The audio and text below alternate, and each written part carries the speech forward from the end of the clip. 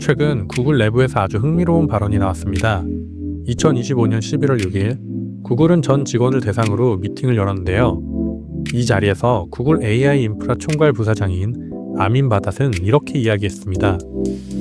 지금부터 우리는 6개월마다 용량을 2배로 늘려야 하고 앞으로 4, 5년 안에 1000배 규모로 키워야 합니다.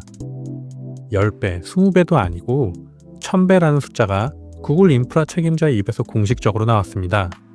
시장은 지금 이 숫자를 AI 데이터 센터의 단위가 바뀌는 신호로 해석하고 있습니다.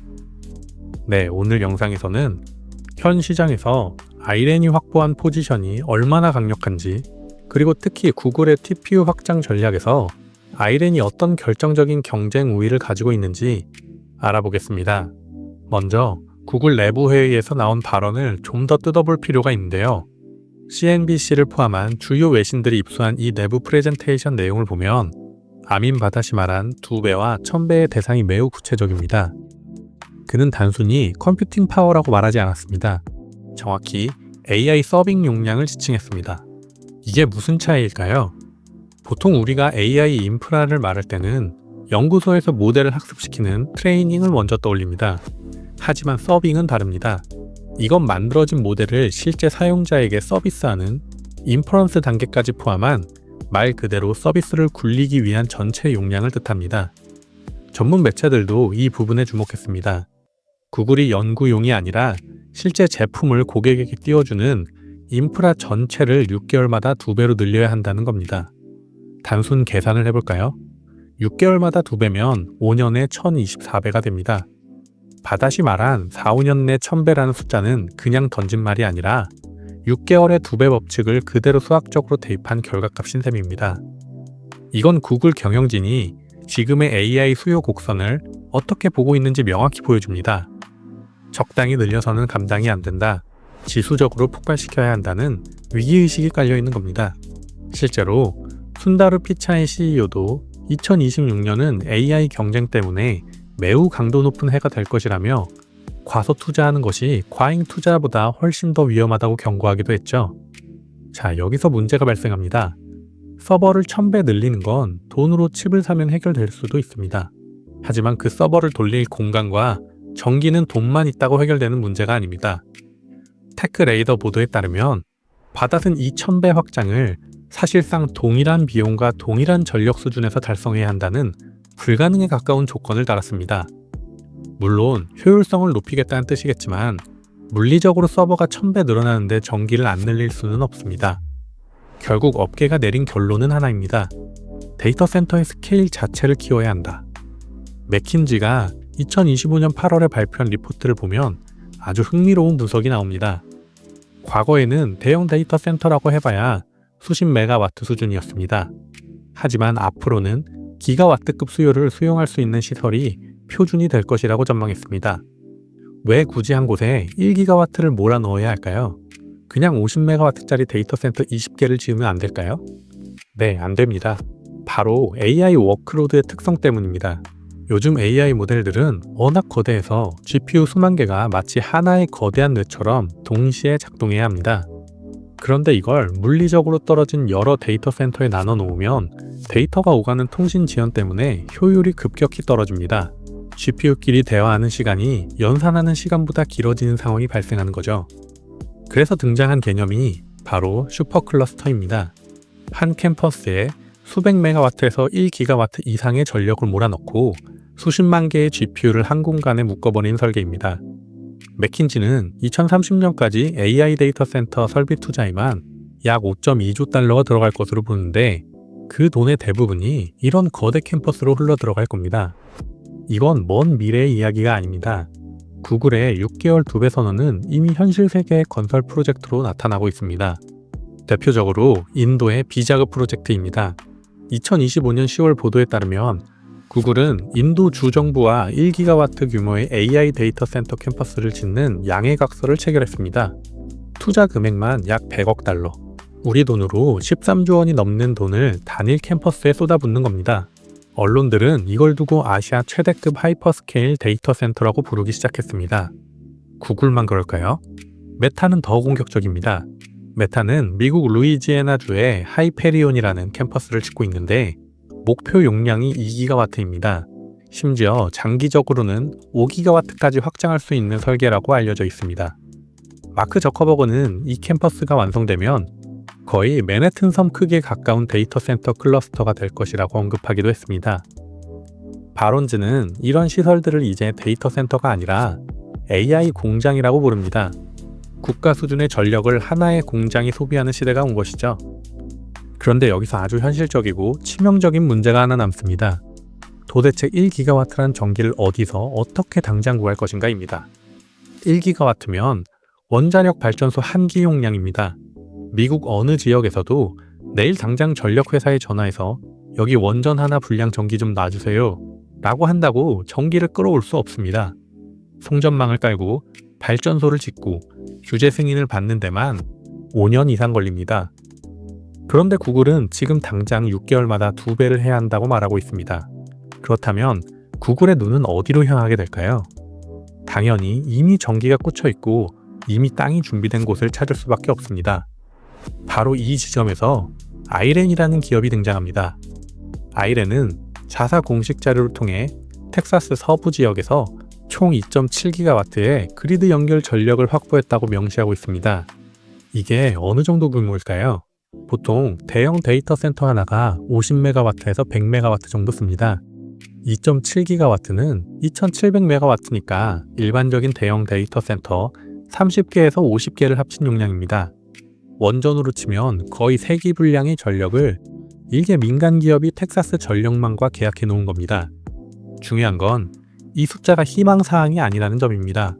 많은 데이터 센터 개발사들이 우리가 앞으로 5기가와트를 개발할 계획입니다 라고 말하지만 막상 까보면 인허가도 안 난 서류상의 숫자인 경우가 많습니다. 하지만 아이렌은 이 2.7기가와트가 전력망 운영자와 연결 계약이 완료된 물량이라고 강조합니다. 즉, 구글 입장에서 보면 허가받으러 다니느라 몇 년 허비할 필요 없이 그냥 여기에 꽂으면 된다는 확실한 레디 상태의 자산인 셈입니다. 이 2.7기가와트 중에서도 가장 핵심이 되는 자산은 바로 스위트워터 캠퍼스입니다. 아이렌은 이곳을 2기가와트 규모의 AI 슈퍼클러스터 허브로 정의하고 있습니다. 이곳의 스펙을 보면 마치 구글의 요구사항을 보고 만든 게 아닌가 싶을 정도입니다. 첫째, 부지 크기가 1800에이커가 넘습니다. 여의도 면적의 2.5배가 넘는 땅이 텅 비어 있고 그 땅 전체에 2기가와트 전력을 쓸 수 있는 권한이 깔려 있습니다. 둘째, 이 땅은 처음부터 단일 캠퍼스로 설계되었습니다. 앞서 말씀드린 대로 구글 같은 하이퍼스케일러는 GPU 수십만 개를 한 곳에 모으고 싶어 합니다. 스위트워터는 스위트워터 1과 스위트워터 2 두 구역을 합쳐서 이론적으로 70만 개의 블랙엘 GPU를 한 장소에 때려 넣을 수 있는 구조입니다. 아이렌은 아예 대놓고 이곳은 700억 달러 규모의 AI 하드웨어 투자를 수용할 수 있는 플랫폼이라고 세일즈하고 있습니다. 1기가와트급 AI 공장을 짓고 싶은 빅테크에게 이보다 완벽한 도화지는 찾기 힘듭니다. 그런데 아무리 땅이 넓어도 전기요금이 비싸면 안 됩니다. AI는 전기 먹는 아마입니다. 여기서 아이렌의 세 번째 무기, 압도적인 전력 단가가 나옵니다. 미국 텍사스는 전력 시장이 민영화되어 있고 풍력과 태양광 발전 비중이 워낙 높아서 전기가 쌉니다. 아이렌은 이 지역에서 킬로와트 시당 약 3센트에서 5센트 수준의 전력을 확보한 것으로 추정됩니다. 미국 산업용 전력 평균이 약 7센트이고 캘리포니아나 버지니아 같은 인기 지역은 10센트가 넘어가는 것과 비교하면 거의 반값입니다. 구글이 1000배 확장을 하면서도 비용은 동일하게 유지하겠다는 말도 안 되는 목표를 세웠다고 말씀드렸죠.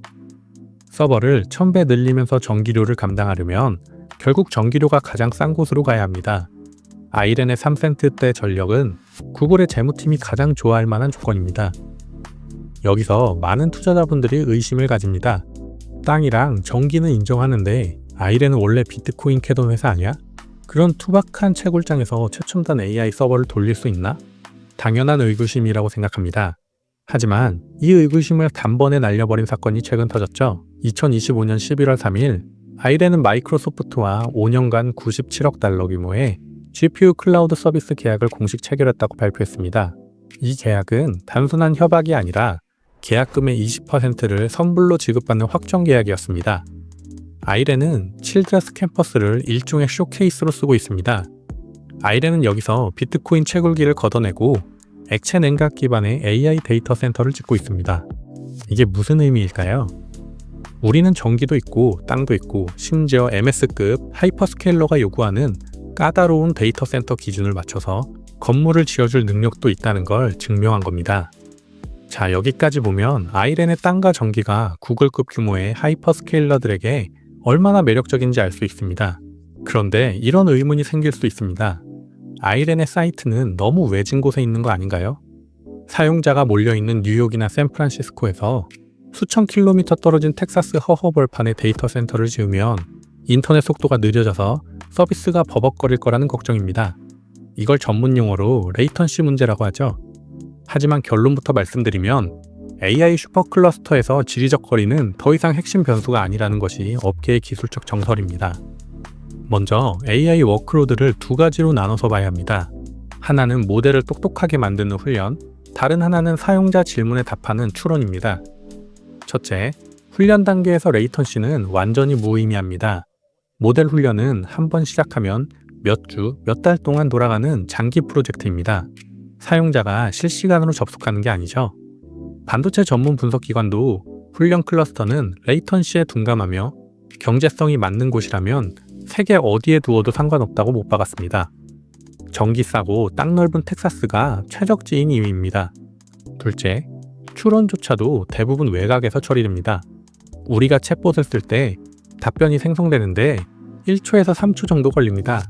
이때 텍사스까지 데이터가 갔다 오는데 걸리는 시간은 전체 대기 시간의 5%도 안 됩니다. 사용자는 이 차이를 전혀 느끼지 못합니다. 진짜 0.01초가 급한 자율주행 같은 프론트엔드 추론만 도시 근처에 두면 되고, 덩치가 큰 백엔드 모델이나 배치 작업은 전기 싼 외곽 슈퍼클러스터로 보내는 이중 구조가 이미 업계 표준이 되었습니다. 오히려 구글 같은 하이퍼스케일러가 정말 신경 쓰는 레이턴시는 텍사스와 뉴욕 사이의 거리가 아닙니다. 바로 데이터 센터 내부의 GPU와 GPU 사이의 거리입니다. 수만 개의 칩이 하나의 뇌처럼 작동하려면 칩 길이의 통신 속도가 빨라야 합니다. 반도체 전문 업체 분석에 따르면 최신 H100이나 TPU 클러스터는 렉 사이의 거리가 30m 이내여야 최고의 성능을 냅니다. 즉, 1GW급 전력을 한 캠퍼스에 몰아넣고 렉들을 다닥다닥 붙여놓을 수 있는 초거대 단일 건물이 필요한 것이지, 도시 곳곳에 흩어진 작은 빌딩들은 아무리 가까워도 소용이 없다는 뜻입니다. 아이렌의 스위트워터 캠퍼스가 1800에이커라는 광활한 부지의 단일 허브로 설계된 것이 바로 이 때문입니다.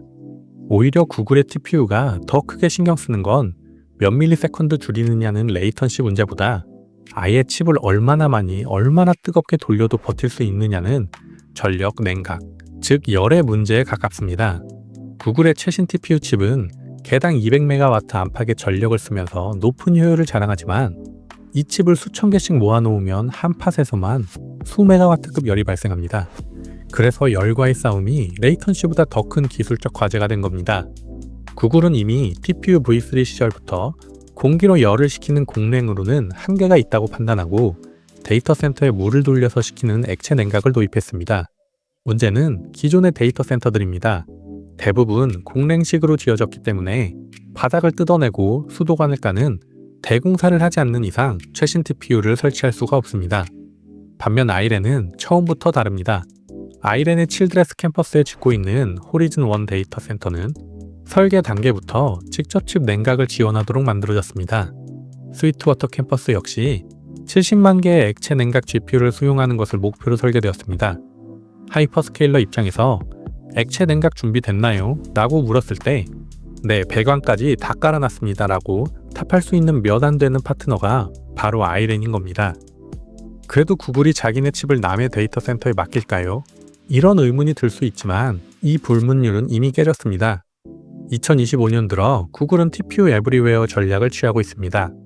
구글은 플루이드 스택이라는 클라우드 업체를 통해 제3자 데이터 센터에 TPU를 설치하는 계약을 체결했습니다. 심지어 경쟁사인 메타의 데이터 센터 안에 TPU를 넣는 방안까지 논의 중이라는 보도가 나왔죠. 인프라가 너무 부족하다 보니 조건만 맞으면 남의 건물이라도 빌려서 칩을 까는 것이 지금 구글의 현실입니다. 그렇기 때문에 지금의 이 시장 상황에서 아이렌 같은 기업은 역사적인 기회가 열린 셈입니다. 물론 내일 당장 구글이 아이렌과 계약한다고 말씀드리는 게 아닙니다. 하지만 투자자로서 우리가 봐야 할 것은 확률과 방향성입니다. 현재 시장에서 즉시 사용 가능한 2기가와트 전력, 액체 냉각 설계, 저렴한 전기라는 세 가지 조건을 모두 갖춘 매물은 극히 드뭅니다. 구글, 메타, 마이크로소프트 등 빅테크 누가 되든 1기가와트급 슈퍼클러스터를 원하는 빅테크라면 아이렌을 두드릴 수밖에 없는 구조입니다. 감사합니다.